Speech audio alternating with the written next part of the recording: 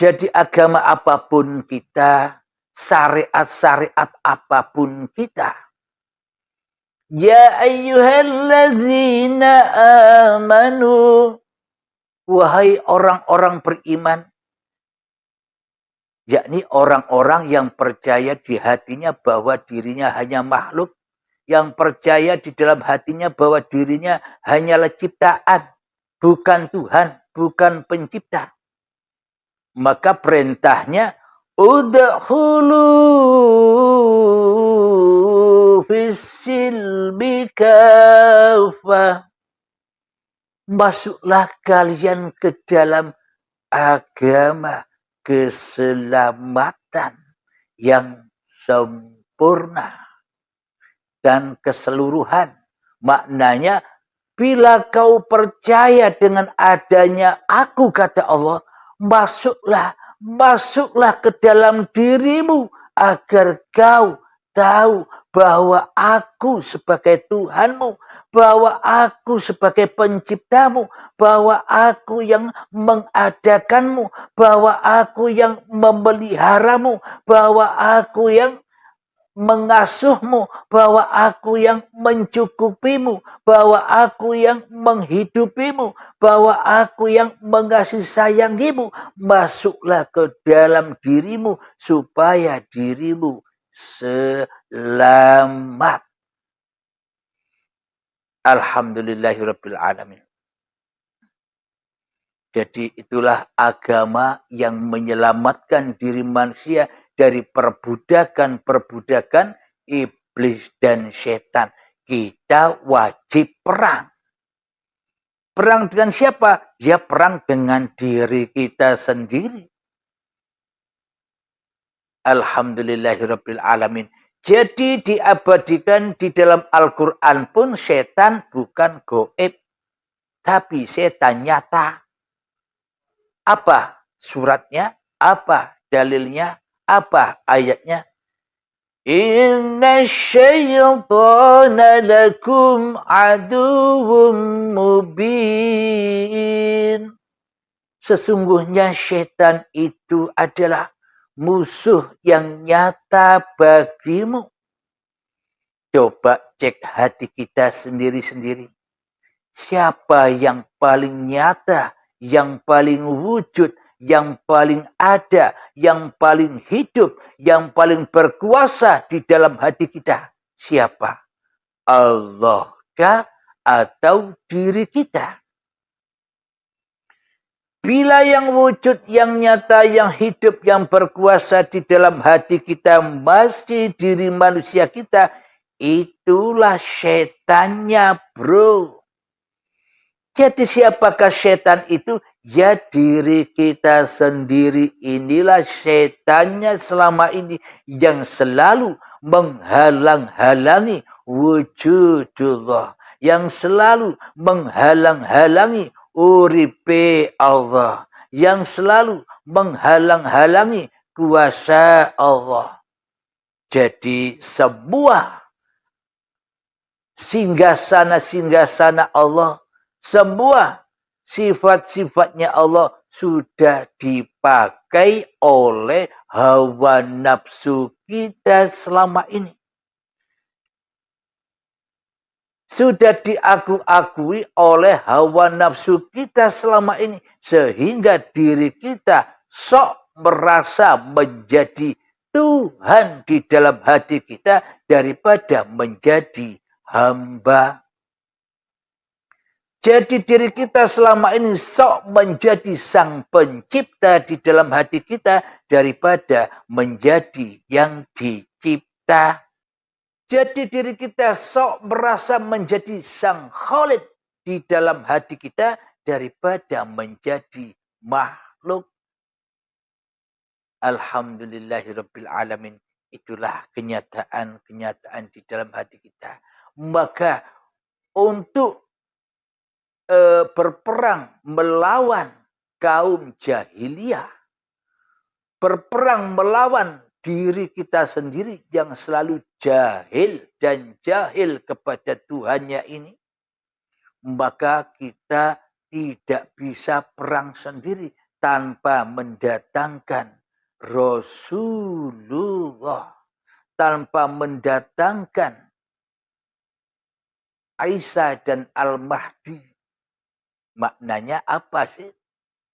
Isa dan Al-Mahdi, ya belajar ilmu hakikat dan ma'rifat secara benar. Jadi kejahiliaan hati ini, jadi kejahiliaan hawa nafsu ini agar bisa dipulangkan, agar bisa diislamkan, maka datangkanlah Rasulullah. Jadi berontaklah kita kepada perbudakan-perbudakan iblis dan setan selama ini yang kita diperbudak olehnya. Berontak, demo untuk meruntuhkan kerajaan iblis dan setan yang ada di dalam hati kita.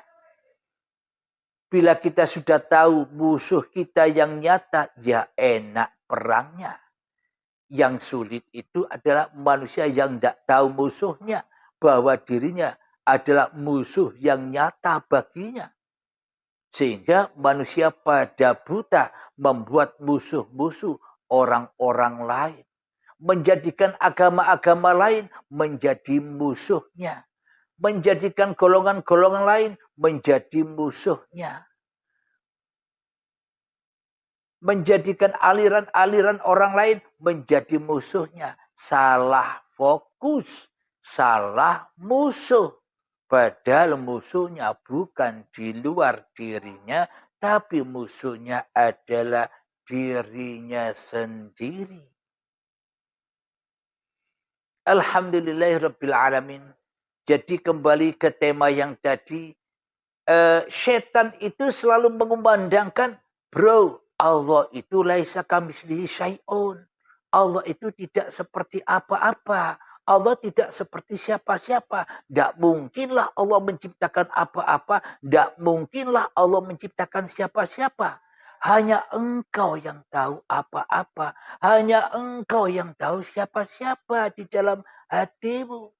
Ini kan menjerumuskan. Meskipun kelihatannya ayat itu memang ada di dalam Al-Quran, diabadikan di dalam Al-Quran, laisa kamitslihi syai'un. Benar, tidak ada yang salah. Tapi golongan siapa yang berada di sini? Bila manusia menyangka Allah laisa kamitslihi syai'un, ya selamanya manusianya tidak pernah bertuhan di hatinya. Selamanya manusia tidak bisa ketemu Tuhannya di hatinya. Lalu buat apa sholat-sholat dan ibadah kita? Muspro. Tidak ada gunanya. Wong itu hanyalah menambah penyakit-penyakit hati saja. Wong itu hanyalah menambah racun hati saja. Sebelum kita mengenal Allah. Karena yang merasa menjalankan ibadah dan sholat itu masih hawa nafsunya, ya semakin budeklah, semakin najislah hati ini. Bagaimana mungkin kita bisa nyembah Allah sementara kita kufur kepada Allah? Bagaimana mungkin kita menyembah Allah sementara kita selama ini selalu dan selalu jahiliyah, mensekutukan Allah dengan diri kita sendiri di hati kita selama ini. Inilah kenyataan-kenyataan yang selama ini belum kita baca. Ayat-ayat suci Allah yang selama ini kita tinggalkan. Kita sibuk mencari di luar, tapi yang di dalam menjadi kuburan dan gelap. Kita sibuk berziarah ke para wali-wali. Kita sibuk berziarah ke makam para wali-wali. Sedangkan kuburan walinya di dalam hatinya mati. Kuburannya sendiri, walinya di dalam hatinya gelap. Maka ya gelap semua. Karena Allah tidak memandang wajah dan hartamu. Allah tidak memandang ilmu dan amalmu. Allah tidak memandang nasab-nasab keturunanmu, turunan siapa kamu, tidak dipandang oleh Allah. Bila Allah memuliakan turunan Nabi, Kan'an kok celaka, tidak mengikuti ayahnya Nabi Nuh. Jadi Allah tidak melihat itu semua. Allah hanya memandang siapa yang kau pertuhankan di hatimu. Bila yang kau pertuhankan di dalam hatimu adalah dirimu yang ada, yang wujud, yang nampak, yang jelas, yang berkuasa, yang berilmu, yang merasa beramal. Meskipun kau turunan presiden, meskipun kau turunan khalifah, meskipun kau turunan nabi pun, semuanya tak ada gunanya. Jangan kau mencari mulia, karena yang mulia itu adalah Tuhan yang menciptakan kamu.